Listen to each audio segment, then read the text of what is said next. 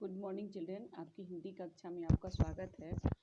दिए जल उठे पढ़ा रही थी, लिखा है मधुकर उपाध्याय ने। मधुकर उपाध्याय के बारे में मैं आपको बता चुकी हूँ कि प्रारंभिक शिक्षा अयोध्या से प्राप्त की और विश्वविद्यालय से विज्ञान में स्नातक होने के बाद भारतीय संचार संस्थान नई दिल्ली में उन्होंने पत्रकारिता में स्नातकोत्तर डिप्लोमा प्राप्त किया।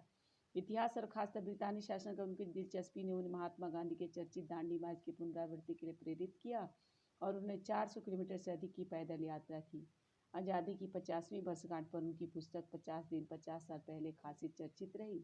उनकी एक अन्य पुस्तक किस्सा पांडे सीताराम सूबेदार को भी काफ़ी सराहा गया। हिंदी और अंग्रेजी में समान अधिकार से लिखने वाले मधुकर उपाध्याय को 3 पुस्तकें अंग्रेजी और 12 हिंदी में प्रकाशित हो चुकी है। पत्रकारिता और साहित्य के साथ साथ उनकी गहरी दिलचस्पी कार्टून, विद्या और रेखांकन भी है। ये आजकल दैनिक लोकमत समाचार पत्र के प्रधान संपादक भी हैं। जैसा कि पढ़ा चुकी थी मैं कि गांधी जी सत्याग्रही शाम को रास में चले, 7-6 बजे चले, 8 बजे कनकापुरा पहुंच गए। उस समय वो लोग यात्रा से भी थके हुए थे और कुछ थकान इस आशंका थी कि माही नदी, क्योंकि माही नदी बहुत दलदल और कीचड़ से भरी हुई थी, उसको कैसे पार किया जाएगा। नदी के किनारे पहुंचते ही समुद्र से आने वाली ठंडी बया ठंडी हवा थी सत्याग्रहियों का स्वागत किया। कनकापुरा में 105 साल की एक बूढ़ी महिला ने गांधी के माथे पर तिलक लगा के क्या कहा कि महात्मा जी स्वराज लेकर जल्दी वापस आना। तो गांधी जी ने बोला कि हाँ, मैं स्वराज लिए बिना नहीं लौटूंगा। गांधी की जनसभा का निर्धारित समय 8 बजे था, लेकिन कनकापुरा पहुंचने में उनकी देरी हुई। इसके लिए उसे 1 घंटे और स्थगित कर दिया गया, 1 घंटे के लिए आगे कर दिया गया। गांधी जनसभा में गांधी ने ब्रितानी कुशासन का जिक्र किया। उन्होंने क्या कहा कि इस राज्य में राजा से रंग तक राजा भी दुखी है, गरीब भी दुखी है। राजे महाराजे जैसे सरकार ना चाहती है, ना राजा महाराजा होता है। जैसे सरकार ना चाहती है नाचने को, तो राक्षसी राज है इसका, माने राक्षस वाला राज है, इसका खात्मा हमें करना पड़ेगा। रास्ते में रेतीली सड़कें कंकड़ पत्थर वाली थी, तो गांधी जी को सबने प्रस्तावित किया कि कुछ यात्रा कार से कर ले। गांधी जी ने इससे साफ इनकार कर दिया। उनका कहना था यह उनके जीवन की आखिरी यात्रा है, ऐसी यात्रा में निकलने वाला वाहन का प्रयोग नहीं करता। ये पुरानी रीति है। धर्म यात्रा में हवाई जहाज, मोटर या बैलगाड़ी में बैठकर जाने वाले को लाभ नहीं मिलता। यात्रा में कष्ट सहे, लोगों का सुख दुख समझे, तभी सच्ची यात्रा हुई। तो उनको बोला गया कि वो कार से यात्रा कर ले, तो उन्होंने साफ इनकार कर दिया। वो कह रहे थे कि धर्म यात्रा माने देश की भलाई के लिए जो यात्रा होती है वो धर्म यात्रा होती है, ये उनकी आखिरी यात्रा है। और इसमें निकलने वाला आदमी क्या है, वाहन का प्रयोग नहीं करता। पुरानी रीति है, पुराना नियम है। धर्म यात्रा में जो भी धर्म के लिए यात्रा करता है, तीर्थ के लिए मैंने देश के लिए यात्रा, उनको धर्म यात्रा के समान लग रहा था। देश के भलाई के लिए यात्रा हो रही थी, इसीलिए बोले कि धर्म यात्रा है और इसमें हवाई जहाज, मोटर कार आदि का प्रयोग नहीं किया जाता। तब अगर हवाई जहाज, मोटर कार, बैलगाड़ी का प्रयोग किया जाए तो लाभ नहीं मिलता है। यात्रा में कष्ट सहा जाता है, लोग का सुख दुख सुना जाता है, तभी सच्ची यात्रा होती है। ब्रिटिश हुक्मरानों में ऐसा वर्ग था जिसे लग रहा था गांधी और उनके सत्याग्रही मही नदी के किनारे अचानक नमक बनाकर कानून तोड़ देंगे। समुद्री पानी नदी के तट पर काफ़ी नमक छोड़ जाता है, जिसकी रखवाली के लिए सरकारी नमक चौकीदार रखे जाते हैं। गांधी जी ने कहा कि यह नमक बनाया जा सकता है। गांधी को समझने वाले वरिष्ठ अधिकारी इस बात से सहमत नहीं थे कि गांधी को यह काम अचानक और चुपके से करेंगे। इसके बावजूद उन्होंने नदी के तट से सारे नमक भंडार हटा दिए, उन्हें नष्ट करा दिया ताकि इसका खतरा ही न। मैंने ब्रिटिश हुक्मरानों मतलब शासक, ब्रिटिश शासक में एक ग्रुप ऐसा था कि उनको लग रहा था कि गांधी जी और उनके सत्याग्रही जो साथ में मही नदी के किनारे आएंगे, मैंने समुद्र के किनारे नहीं जाएंगे, मही नदी के किनारे मैंने थोड़ा दूर जाके नमक बनाकर कानून तोड़ देंगे। क्योंकि रात में जब समुद्र का पानी बढ़ जाता था तो समुद्री पानी मही नदी के किनारे पे बहुत सारा नमक छोड़ जाता था, जिसकी रखवाली के लिए सरकारी मैंने उस समुद्री पानी के रखवाली के लिए सरकारी चौकीदार रखे जाते थे। गांधी जी ने कहा नमक बनाया जा सकता है। गांधी को समझने वाले वरिष्ठ अधिकारी इस बात से मैंने गांधी जी को कहा कि हाँ, यहाँ मही नदी के किनारे नमक बनाया सकता है, लेकिन गांधी को समझने वाले जो हाई और अधिकारी थे, बहुत ऊंचे ऊंचे पद वाले अधिकारी, वो इस बात से सहमत नहीं थे कि उनको कि गांधी जी कोई भी काम अचानक कर देंगे, मैंने तुरंत मही नदी के किनारे जाके वो नमक बना देंगे। उनको लगता था उनको समुद्र के किनारे ही जाके नमक बनाना था। इसके बावजूद मैंने इतना विश्वास होने के बावजूद उन्होंने क्या किया, किसी को कोई भ्रम ही नहीं हो, इसलिए नदी के किनारे से सारे नमक भंडार हटा दिए ताकि खतरा ही नहीं हो। नियमों के अनुसार उस दिन की यात्रा कनकापुरा में गांधी के भाषण के बाद समाप्त हो जानी थी, लेकिन इसमें परिवर्तन कर दिया गया। यह तय पाया गया कि नदी को आधी रात के समय समुद्र का पानी चढ़ने पर पार किया जाए, ताकि कीचड़ और दलदल में कम से कम चलना पड़े। रात 10:30 बजे भोजन के बाद सत्याग्रही नदी की ओर चले। अंधेरी रात में गांधी को करीब 4 किलोमीटर दलदली जमीन पर चलना पड़ा। कुछ लोगों ने गांधी को कंधे पर उठाने की सलाह दी, पर उन्होंने मना कर दिया और कहा, यह धर्म यात्रा है, चलकर पूरी करूंगा। तट पर पहुंचकर गांधी ने पैर धोए और एक झोपड़ी में आराम किया, आधी रात का इंतजार करते। मैंने नियम था पहले का, जैसे बनाया गया था टाइम टेबल, उसके अनुसार उस दिन की यात्रा कनकापुरा में गांधी के भाषण के बाद वो यात्रा खत्म हो जानी थी। लेकिन इसमें क्या है, कनकापुरा भाषण के बाद उसको चेंज कर दिया गया, क्योंकि माही नदी कीचड़ और दलदल से भरी हुई थी और उस समय मही नदी को पार करना बहुत मुश्किल था। इसलिए सब लोगों ने तय किया, निर्णय लिया कि रात को जब समुद्र का पानी चढ़ जाएगा तब मही नदी में दलदल और कीचड़ कम हो जाएगा, उस समय हमें नदी पार करेंगे, तो जिससे उन दलदल और कीचड़ में कम से कम चढ़ना पड़े। रात 10:30 बजे भोजन के बाद सत्याग्रही नदी की ओर चले थे। अंधेरी रात में गांधी को 10 बजे भोजन की ओर चले, तो अंधेरी रात में गांधी को भोजन करने के बाद वो लोग चले। करीब 4 किलोमीटर तभी भी पैदल चलना पड़ा।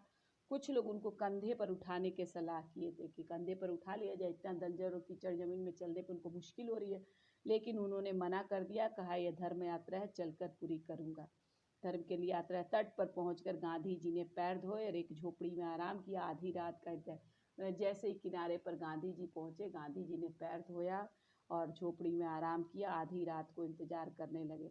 मही नदी के तट पर उस घुप अंधेरी रात में मेला लगा हुआ था, भजन मंडलियां था, डांडिया रास में निपुण दरबार थे, उनके गीत के बोल थे, देखो गांधी का दांडिया रस, देखो बल्लभ का मैंने कि मही नदी कि उस घुप अंधेरी रात मतलब होते हाथ को हाथ न सूझना, ऐसा रात था, कुछ दिखाई नहीं दे रहा था। तो मही नदी के वो अंधेरी रात में मेला जैसा, मेला मतलब बहुत भीड़ लगी हुई थी, भजन गाने वाले लोग थे, डांडिया रास, डांडिया करने वाले दरबार समुदाय के लोग थे जो डांडिया करते थे, जो लोग डांडिया करने वाले थे उनके गीत के बोल थे, देखो गांधी का दांडिया रास, देखो बल्लभ का दांडिया रस। इस प्रकार के गीत गाते हुए वो आगे बढ़ रहे थे।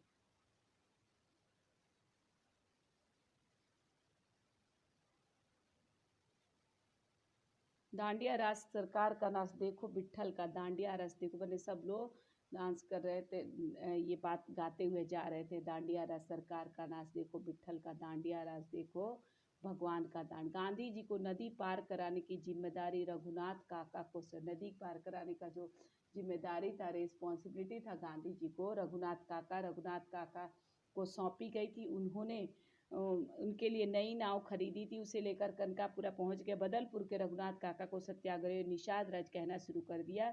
उनके पास बदलपुर में काफ़ी ज़मीन थी, नावें भी चलती थी। जब समुद्र का पानी चढ़ना शुरू हुआ तब तक अंधेरा इतना घना हो गया था कि छोटे मोटे दिए भी उसे भेद नहीं पा रहे थे। थोड़ी ही देर में कई हजार लोग नदी तट पर पहुंच गए, उन सब के हाथों में दिए थे। यही नज़ारा नदी के दूसरी ओर था। पूरा गांव और आसपास के आए लोग दिए की रोशनी लिए गांधी और उनके सत्याग्रही का इंतजार कर, बोले कि गांधी जी को नदी पार कराने की जिम्मेदारी, जो रिस्पॉन्सिबिलिटी था, रघुनाथ काका को दी गई।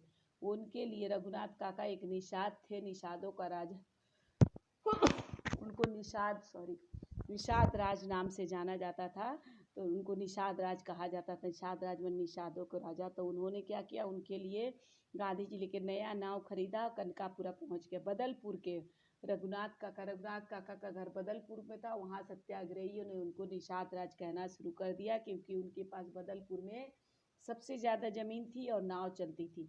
जब समुद्र का पानी रात में 10 बजे के बाद चढ़ना शुरू हो गया, तब अंधेरा और घना हो गया था। छोटा मोटा दिया लेके लोग खड़े थे, लेकिन उस दिए से कुछ नहीं हो रहा था, उससे भेद नहीं पा रहे थे, मैंने अंधकार को दूर नहीं कर पा रहे थे। थोड़ा देर हुआ, कई हजार लोग, मैंने बहुत सारे लोग नदी के किनारे पहुंच गए थे। सब लोगों के हाथ में दिए थे। यही नज़ारा, मैंने यही दृश्य, यही स्थिति जो है नदी के दूसरी ओर भी था। पूरा गांव और आसपास से आए लोग दिए की रोशनी ले गांधी और उनके मैंने पूरे गांव से आए हुए लोग, उसके आसपास से आए लोग दिए लिए हुए गांधी जी और उनके सत्याग्रहियों का इंतजार करें। रात 12 बजे महिसागर नदी का किनारा भर गया, पानी चढ़ आया था। गांधी झोपड़ी से बाहर निकले और घुटनों तक पानी में चलकर नाव तक पहुंचे। महात्मा गांधी की जय, सरदार पटेल की जय, जवाहरलाल नेहरू की जय के नारों के बीच नाव रवाना में रात 12 बजे का समय था। मई सागर नदी का किनारा भर गया था, पानी चढ़ आया था। रात में पानी चढ़ गया और गांधी जी झोपड़ी से बाहर उसी समय निकले, क्योंकि नदी पार करनी थी। तभी भी उनको घुटनों तक पैदल चल के पानी में नाव तक पहुंचना था। महात्मा गांधी, सरदार पटेल की जय, जवाहरलाल नेहरू की जय के बीच नाव रवाना हुई। नाव को कौन चला रहा था? रघुनाथ काका चला रहे थे।